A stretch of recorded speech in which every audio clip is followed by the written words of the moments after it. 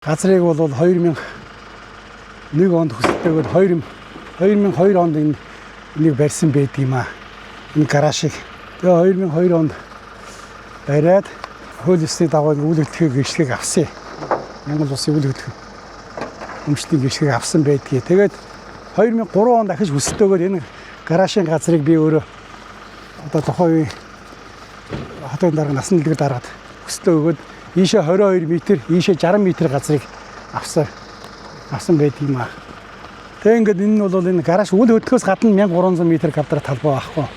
Гэрчлэгээ олохдоо 2008 онд одоо 15 жилээс сунгахтаа энийг гараж нь оруулаад 1300 болгоод тэгээ өнөөдөр маргаа үүсээд би энэ 3 шатны шүүхээр яваад эцсийн шүүд дээд шатны шүүх ингээд шийдвэрнэ гэд гарсан байдаг юм аа.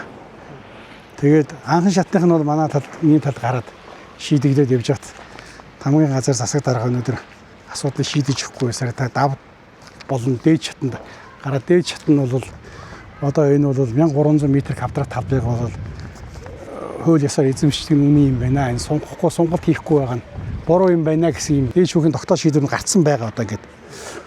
Тэгэхэд өнөөдөр намайг 1300 м квадрат талбайг бас илүү газар эзэмшсэн гэдэг аахгүй. Энэ үйл хөдлөх нь бол тусдаа гэрчлэгээтэй. Тусдаа газар үйл хөдлөхийн гэрчлэгээтэй. Тэгэхэд намайг өнөөдөр ийм эзэмсэн мэтэр харуулаад ингээ яваад байж байгаа байж боломгүй баймир өнөөдөр үний юм байгаа гэсэн тулдаа би өнөөдөр дээд шүүх хүртэл явлаа. Надад бас маш их хугацаа, маш их боломж болцоог бол би алдчихээн. Өнөөдөр энэ арай дэндүү муухай юм хийж байгаа. Энэ бол ингээд засаг даргын өөрийн байсан асан бадан сүрэн одоо гишүүн болсон бадан сүрэнгийн хийсэн ажил л да. Энийг бол би үнэхээр арай дэндүү юм хийж энэ. Тэгээд ингээд энэ төрийн янз янзын хүмүүсээр ингээд бас хууль бусаар газар эзэмшиж гэсэн утгаар бомбогдуулна. Бүх юм хуулийн дагуу хууль энэ засаг дарга бүр 2003 оны өсөлтүүд хүртэл албан ёс бүгд байгаа шүү дээ чинь гэдэг. Дээд шүүхийн шийдвэр бол хуулийг буруу хэрэгэлсэн байна. Хуулийг буруу хэрэгэлсэн байна. Газрын асуудлыг сунгах хэрэгтэй. Хэрвээ энэ хүн ингээд 20 жил үнэхээр энэ газрыг эзэмшээд хууль бусаар эзэмшээд явж исэн бол одоо өнөөдөр 1-2 жилийн дотор 1-2 жил 2-3 жилийн дотор газрын хяналтын албагаа шийдээд явж явах ёстой боломж байсан шүү дээ. Тийм асуудал гэж байдаг юм уу гэсэн байдлаар дээд шүүх бол хандсан. Сунгахгүй ингээд асуудал нь ингээд иргэнийг хохироод ингээд явж байгаа нь бол буруу гэсэн шийдвэр, газрын сунг гэсэн шийдвэр гарсан. Угаасаа ойлгомжтой шнэ. Энэ бол 1300 м квадрат. Энд бол 240 м үйл хөдлөхийн гэрчлэгээтэй байхгүй. Энэ бол тустай. Дээд шүүгч надаас асуусан. Энэ дэр маргаан байна уу? Энэ дэр маргаан байхгүй. Энэ угаасаа тустай. Гэрчлэгээтэй тустай гэж хэлсэн. Дээд шүүх бол 1300 м квадратын сунгаал гэсэн шийдвэр бол тогтоолд нь гарчаад байгаа. Тэгэхэд аймаг бол энийг нь бол аймаг бол одоо энтэй гаражтайгаа нийлүүлээд 1300 гэдээ оруулаад байгаа. Тэгэхээр ойлгомжтой шүү. Ямар тохиолдолд чинь хасагдсан мэтэл харагдана шүү. Намаа хууль бусаар эзэмшсэн мэтэл ойлгуулад байгаа байхгүй. Тийм гэж үнэхээр байхгүй. Ер нь нэг л үнэн байдаг юм доо. Би ингэж л хэлмээр. Миний хувьд бол бүр өгөхгүй гэж бол яриаггүй шүү дээ. Би одоо гинтхэн нэг өглөө босоход эзэмшижсэн газрын шин хууль бус байна гэхэл хэн ч гэсэн сонин санагдаж байгаа шүү дээ. Санагдаж шүү дээ. Ер нь ямар ч хүнд ч гэсэн. Түр Орлон гүйс Уянбаатар гээд залуутай уулзлаа. Орлон гүйс даргатай уулзсан.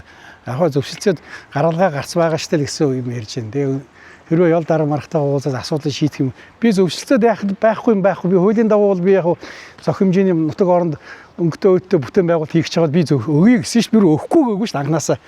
Тухайн үед одоо шийдэл түрээгүй. Надтай уулзаагүй. Бадан сүрэн уцаар нэг ирсэн. Ял даргатай би уулзах гэж очсон. Надтай бас уулзаагүй. Нэг гар бариад ял дарга бол өөрөө тэгж хэлээ. Бадан сүрэнгийн асуудлаар шийдчихэ штэ л гэж хэлээ. Бадан сүрэн дарга юу гэж хэлсэн. Бадан сүрэн гишүүн юу гэж хэлсэн. Тэрнгээр нь шийдчихлээ л гэсэн утгатай юм ярьсан. Энэ хууль ёсныхан дагуу аваад явсан юмыг өнөөдөр төрийн аппаратыг ажилуулад намайг хууль бусаар эзэмшсэн гэд дээрээс нь арилсан намын даш гэдэг нөхдүүдийг өрөөлн дуудаад сошиалар янз янзын юм яриад яваад байдаг. Намаа яах гэж бодъё. Би тийм юмудаас айхгүй. Би тийм үний юм нэг л байдгийг би эзэж айхгүй. Ярилцаад асуудлаа шийдээд ширээний ар суугаад асуудлаа шийдээд явхад бол энэ нэг хүнд асуудал биш байхгүй. Энийг амар муухай ингээ ус төржүүлээд одоо хэнийг харлуулах гэдэг өнөөдөр хэний дүүн хууль бус юм хийж ийн гэсэн байдлаар харлуулж байгаа аймаг орнод.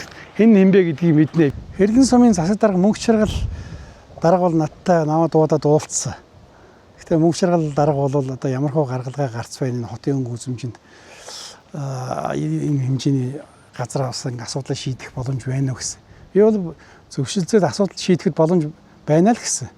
Тэгвэл за хэрвээ яах вэ энэ асуудлыг ингээд ямар гарцаар шийдэх гэсэн. Би бол яг мөнх шаргалтай бол нэх татгалцсан юм байхгүй зөвшөлтөд явж байгаа. Гэхдээ өнөөдөр ял дарга надтай уулзаагүй. Өмнө засаг дарга Бадансүрэн байхдаа надтай уулзаагүй. Зөвхөн уцаар ирсэн. Албатан буулгашаа дараа нь энд нь зөвшөөрөл нь олгоё гэж байгаа. Би одоо 2 жил гарan одоо өдөрт барилга бариад дуус хугацаа биш. 2 жил гарan наваа ингээ охироосоо иргэний эрх гэж байна. Эрх зүй гэж байна. Нэг наваа ингээ хөндөд ингээ охирош. Өнөөдөр ингээ уус төржөөд байгаа юм уу? Уус төр ингээ явагдаад байгаа юм уу? Ийм байж болохгүй баймарэ.